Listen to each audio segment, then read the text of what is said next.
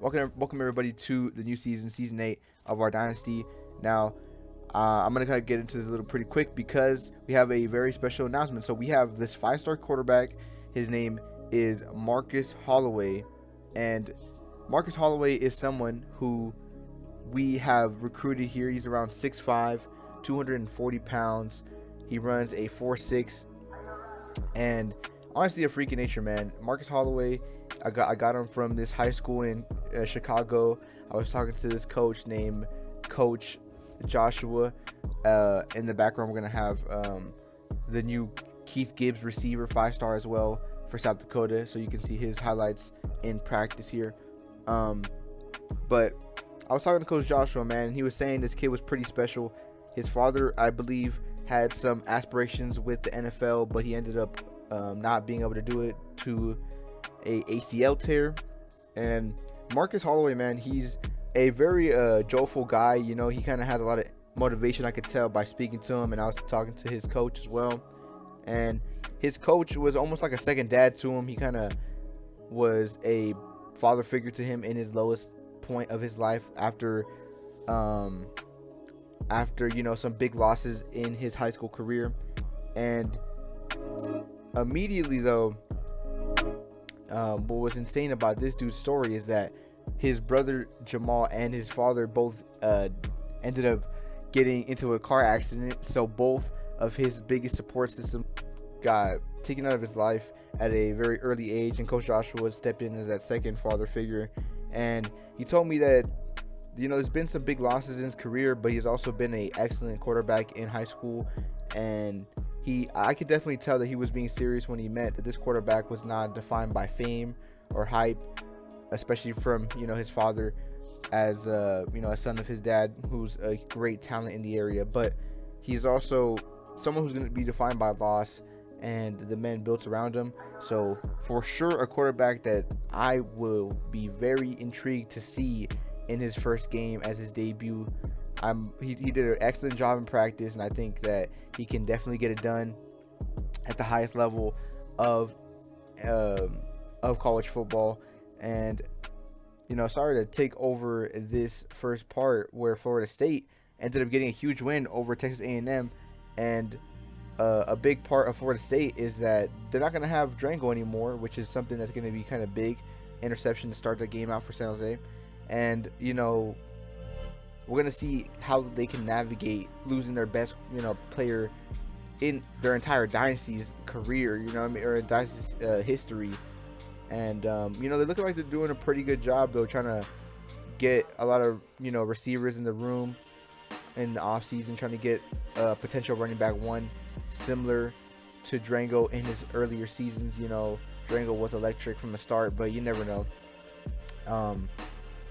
Early in this game as well, though, Kiki Little had some big problems going into this game. You know, he's probably the best prospect to go high in the draft this season, along with Jalil Varga. I think him and Jalil Varga have to be the best quarterbacks in this class. But, you know, pick 6 from Kiki Little as well. And it doesn't help that this O-line, it really isn't giving him much of a lead room. And, you know, he has the arm, though. You know what I mean? Like, he's probably has one of the best arms in the entire league. I mean, he's been deadly accurate. He has the arm power to get it through safeties and things like that. It's just, can his O-line really hold up? A great run from their starting running back. I don't know his name right now, but he's been doing great things. And what a route out of their receiver to get that wide open. Absolutely absurd, man. 28-7 to start this first half. And, you know, coming into the second half, another great run puts this in 35-7. And, you know, Kiki Little, he's got to see what he can do here. And he ends up going 3 and out on the goal line, and the running back gets another touchdown. So 42-7, Kiki Little really feeling this pressure now. He tries to unload, trying to force something, and he throws a dime right where only his receiver could get it. I think the DB jumped a little bit too early there, and that prayer ball gets answered, and he ends up going for the house. But so does their kick returner from Florida State. I don't know what's happening. I think San Jose Tech came in here on their opening game, and they were not ready. You know, maybe the coach wasn't prepared for a Florida State team that was this prepared without Drango. And I totally, I understand it, great throw by Kiki. But, I understand it. You have someone who's losing such a generational player, and, you're expecting a little bit of a drop off. Maybe you underestimate them. So, but, then again, though, it's the first game of the season. You got to be ready. And Florida State for sure was ready in the offseason. It looks like they're very well polished here. They're using a lot of, oh my goodness, good hurdle. But, they're using a lot of schemes, looks, and new looks that we haven't really seen. A lot of play action, which I like. And Farrow going in for the, I don't know if that was his first or second touchdown, but a great touchdown from him. Kiki finally throws another one, and I think he throws one more, but too little too late for Kiki, man. I think he turned up towards the end, 20 points in the fourth, but he needs to lock in. He needs to really learn how to play with this O-line, especially. But the coach and the O-line needs to work together to protect Kiki and make easy throws for him, man. I don't. It's a hand-in-hand problem, but immediately Marcus Holloway looked really good in that first drive, and in the second drive he looks very good as well. I think he has a underrated arm, and he's surprisingly fast too. He's not one of the craziest nimble guys, but he's 6'5", 240. He's not going to be this Michael Vick prospect, you know what I mean? He's going to be more of a Josh Allen type of player, and he looks pretty good right now. I mean, he hasn't missed a throw, throwing excellent passes. He does get sacked here twice, and he ends up throwing a near interception. I thought he was about to throw a pick. I guess on this drive was a lot of pressure for our quarterback, but Marcus Holloway, like I said, he's sneakily athletic, man. You don't think a big dude like that can really get out of there, but 2 back-to-back runs getting us in a good position. But I think we ended up missing that fourth down conversion there, and we ended up missing that one as well. But Marcus Holloway, man, he's not afraid to throw it up. That's definitely something that I'm noticing. And you know what? I'm okay with it as long as he has the arm power to fit it in the windows. And as I say it, he doesn't fit in that window. But 35-17, pretty impressive win. Besides the 2 interceptions, one being his fault and one not being his fault. But Marcus Holloway, man, I'm pretty excited to see what he can do. I'm really excited to see what Jalil can do in his senior season, as Kiki, his opening game was not too impressive. So I'm hoping Jalil can kind of one-up him on this first game. It's mainly the media is going to be on them two as the front runners to be the best quarterbacks in the draft. I mean, I don't see who else could be better than them in the draft. I mean, they're just insane talents, and for sure is going to get picked up by some big teams or teams with some high draft picks. We're going to see if there's going to be any trades to get them there. But early on too, South Dakota's doing a really good job on defense, forcing fumbles, blocking field goals, which was very impressive on this, making it still 7-0, doing a good job of holding them to nothing in this first quarter here. And 4th and 1 for their running back, getting a nice gain over the middle for another nice gain. And I think South Dakota is a very underrated team. I know they had Jalil, so it's kind of hard to say that they're underrated with one of the best quarterbacks in the league. But besides that, they don't have crazy prospects, like no big names like other teams. So we're gonna see, at least on offense. On defense, obviously they have a very stacked defense, but look, and another huge throw. I mean, look at this throw, puts it right in the bucket, right over the top, and the receiver just, all he had to do was put his hands out, man. The DB had no chance whatsoever.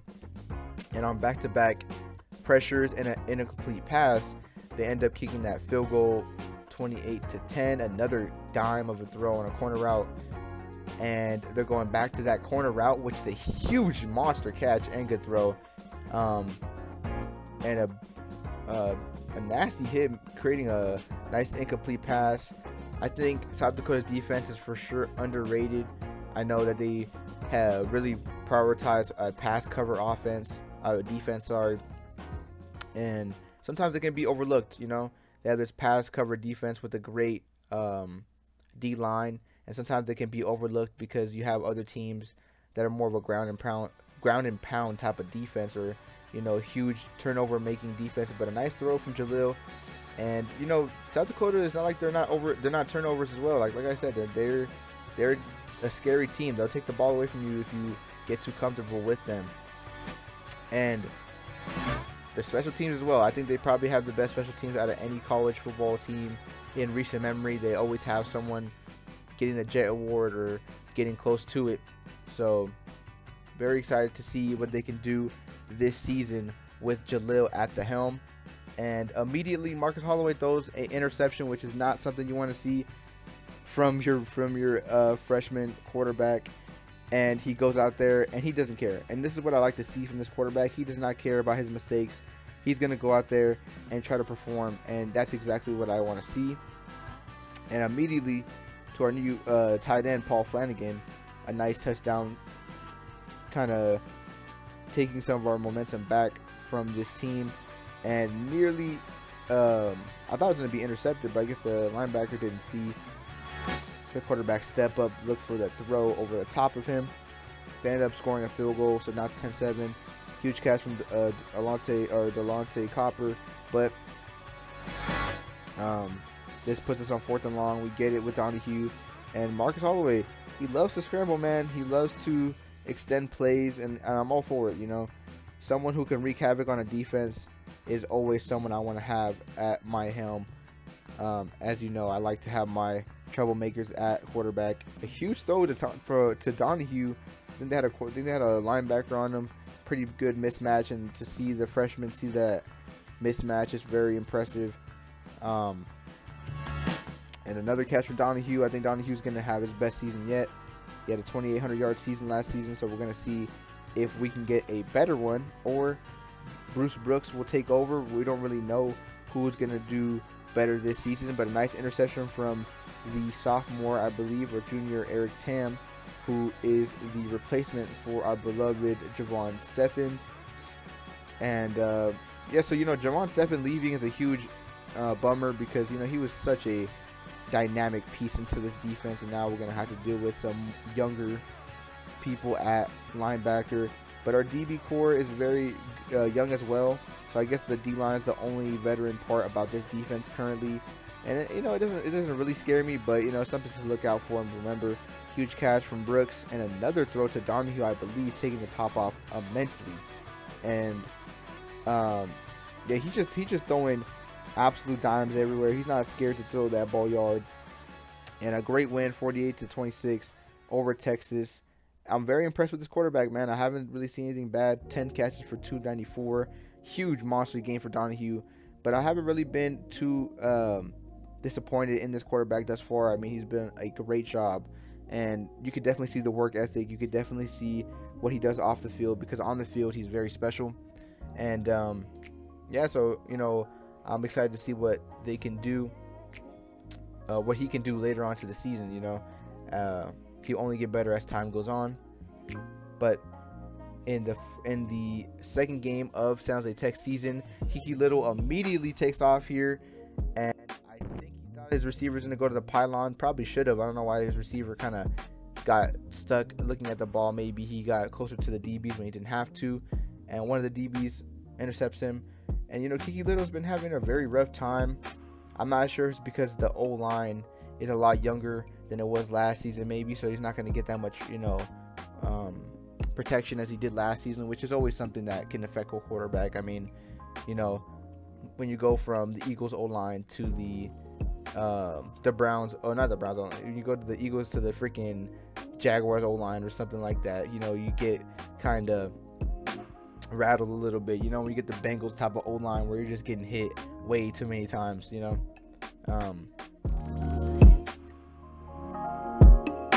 So, Kiki Little down by 7, but a nice throw to his tight end, couldn't get it done, and on 4th down, hits the check down, and his check down couldn't get any more yardage as well. And defense needs to learn to wrap up, because we got people pushing and shoving, and they end up getting scored again. So now it's 21-7. Huge catch out of his receiver, and a nice throw, man. That's what I'm saying. He has the arm to do shit like that, man. He was late on the throw, and he still got it in before the DBs could even react to it. 14-21 is the new score, and a great stop, it looks like, at the end of the half. essentially giving a chance for San Jose Tech to do something here. But, you know, we have Clemson, 3rd and goal. They're looking very poised, and their quarterback steps up and he takes an easy touchdown. So it was almost like a layup. And D. Lyman on the left side ends up coming big, hitting Kiki Little as soon as he tried to throw. Man, he's so unlucky this season, but we're going to hope that he can kind of mitigate this rut that he's in these first 2 games. You know, Kiki Little always starts out kind of cold, and he turns up in the second half. So it's how he does it every year. So we're going to see if he can do it again. But a monster throw to Kimball, man. That's probably one of the best throws we're going to see all season. And, you know, a 60-yard bomb on the run in between 2 people. It doesn't get better than that, you know. And that's what I'm saying. You know, Jalil has the better production. He's more efficient. But sometimes Kiki Little, he just throws like nobody else can throw, man. He's just going yard, and it's always on the money. So, like I said, another huge throw as well, getting the game tied up here. And now we have 35-35 in a very tight game. Huge stop on 3rd. They had to punt it, and Kimball, who had the earlier big catch, ends up getting another one, 42-35, another 4th down for this team. Batted away, so now 2nd and 10, and the game is pretty much on their hands. I'm pretty sure that as soon as they get a field goal, it's over. But he gets intercepted by a DB number 3, and he goes pick 6. So now they end up making the game harder than it had to be. Now it's 4th down and 10. Huge conversion out of that play right there on the corner, I guess it was a corner route, I'm not sure, but it was on the edge of the line there. Nice dig out of their player Chow, and he makes 2 nice moves going in for 6, putting the pressure on the Clemson quarterback, and he doesn't feel it at all, throwing a bucket. Oh my goodness, throwing a bucket here, and he misses that. So now we got 4th and 12. He ends up electing for the field goal, 52-49, and this huge run essentially giving them a guaranteed shot. And Kimball, who has been carrying them all game long, finishes it 55-52. So what a game out of the Sailors to beat Clemson. And I like to see this win. I like to see this because Kiki will come back and do better now. I think the momentum is going to carry, and the momentum is going to be where it's supposed to be for a high-level quarterback like himself. So I'm very excited to see that. And for the next game, we have Oklahoma versus South Dakota. Immediately, Oklahoma gets a 3-and-out. They're not too efficient on that first drive here, but South Dakota looks very efficient, with Dobbs being the starting running back, getting in for 6, sorry, making this 14-0. And I don't know who that is. It could be I almost said Anthony Morton, but I don't even know if he's still here. But scary D-line as always from South Dakota. They're always going to have a crazy pass rush, and another huge run from Dobbs. That was a very long run there, and an interception from a D lineman, so he drops back, ends up getting a pick. So they're having some weird looking defenses, but it's working, man. It's being really effective against this Oklahoma team, who early on in this dynasty, I don't know if you remember, but they were a huge powerhouse, and I think they've kind of fallen from grace a little bit. They're a lot more average than I would like to see Oklahoma be, because, you know, Oklahoma before used to be a big name to play in this dynasty, and now they're looking, you know, a little bit average. We're going to see, as I say that though, you know, interception and a touchdown, making this 27-17. But I think it's just because South Dakota made them look so easy. And Dobbs, with the 3rd rushing touchdown of the game, kind of taking this game over on offense. I thought Jalil Varga was going to start torching this team up, but mainly it's been this running back. I think Dobbs could be a vital asset to this offense, who at first I really didn't think was going to be such a problem, but it looks like he is now, and wide open again, getting another huge 30-yard, 40-yard gain there. Wide open route from Moore, getting down to the 5 or the 3, and they run their famous RPO, getting Keith Gibbs his touchdown, I believe. So 41-24 in the end of the 3rd. You get intercepted by Sharp, I think. Don't know who Sharp is currently, but he returns that for 6. So he must be a good DB, because you know it was a questionable pass from Oklahoma as well, though. A dot from Jalil, and another stop from this defense, getting a forced fumble on the running back on their first run of the drive. I mean, it's just very impressive to see a team thrive on offense and defense, and to make a team like Oklahoma just look like a FCS team, almost like it, because yeah, they put up 27 on this defense, but there's been a lot of turnovers in this game, and Dobbs for the 4th long touchdown of the game. I don't know what's going on with this run defense from Oklahoma, but they need to, go into practice and really figure it out. But a very dominating and convincing win over Oklahoma from South Dakota. I think if I was their coach, I would be very impressed. 329 from Cedric, the sophomore, man. That is insane. And that's going to be the end of the first episode. I hope you guys enjoyed. And if you enjoy these videos, please consider subscribing, man, or just at least like the video. It definitely helps out a lot. And also, if you have any other feedback or comments, please put them down below so that I know. I like to have some feedback or some suggestions for new videos. But besides that, thank you for watching, and I'll see you in episode 2.